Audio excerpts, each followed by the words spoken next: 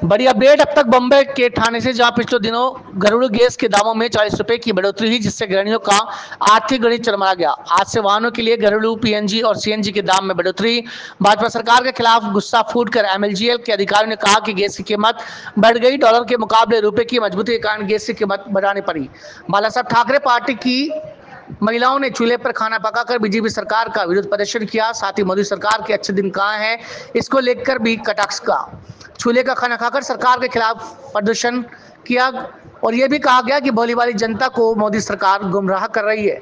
इस आंदोलन के नेतृत्व दिवाशंकर संगठक रोहिदास मुंडे, दिवाशिवा महिला शहर संगठिका ज्योति पाटिल, विभाग संगठिका मयूर पौरजी ने किया। इसी साथ में तेजस पौरजी, उपशहर संगठक प्रवीण उतेकर, विभाग के प्रमुख नागेश पवार, संजय जादव, रवि शाखा प्रमुख राजेश गुप्ता, नितिन काले, विजय कदम, विभाग संगठिका सुहासिनी आदि लोग भी उपस्थित रहे। मिळते का काय म्हणजे सबसिडीमध्येही मोदी सरकारने नागरिकांची मोठ्या प्रमाणात फसवणूक केलेली आहे। सबसिडीच्या नावाने लोकांकडून मतं घेतली, पण त्या सबसिडीचा काही नागरिकांना फायदा झालेला नाही।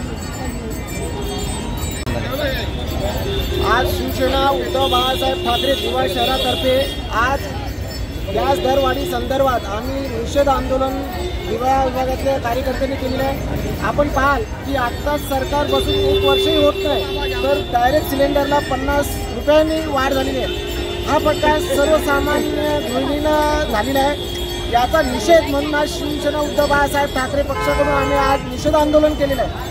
मोदीजींनी मन की बातमध्ये सांगितले होते की ज्या महिलांच्या डोळ्यात धुराचे अश्रू मला पाहत नाहीत आणि यांना या धुरापासून मुक्ती मिळावी म्हणून उज्ज्वला योजना ही देशभरात राबवण्यात आली।